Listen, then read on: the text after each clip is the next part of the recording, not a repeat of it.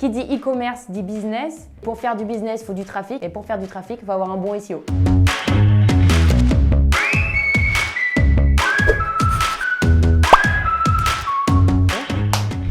Moi, c'est Marine, je suis la fondatrice de Query. On accompagne nos clients sur toutes leurs problématiques data marketing. Premier tips pour aller chercher du trafic, bien orienter les robots. Sitemap XML, c'est un fichier au format XML qui se trouve à la racine de votre site web. C'est pour guider Google. Il comprend vite, mais il faut lui expliquer longtemps.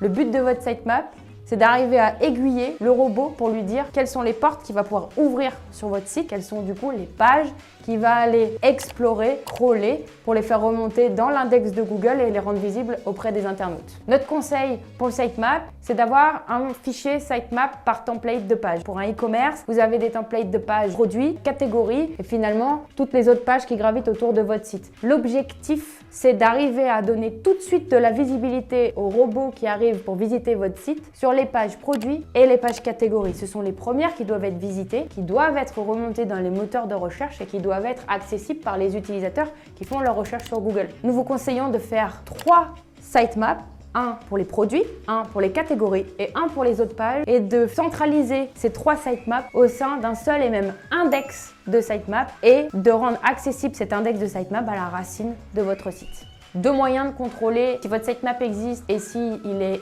efficient pour permettre à vos pages de remonter dans les résultats de Google. Le premier, c'est de taper votre nom de domaine /sitemap.xml. On s'assure qu'il est là, que votre index est là parce que votre index doit se trouver sur le sitemap.xml. Deuxièmement, pour vérifier la capacité de votre sitemap à aider Google à indexer vos pages, rendez-vous dans votre Google Search Console dans la partie couverture et vérifiez le volume de pages qui sont envoyées via votre sitemap versus le volume de pages réellement indexées sur Google. C'est un fichier qui doit être généré automatiquement. C'est le boulot de votre développeur de dire à chaque fois que j'ajoute une nouvelle page produit ou une nouvelle page catégorie, je renseigne cette URL au sein du sitemap XML. C'est bon, hein ?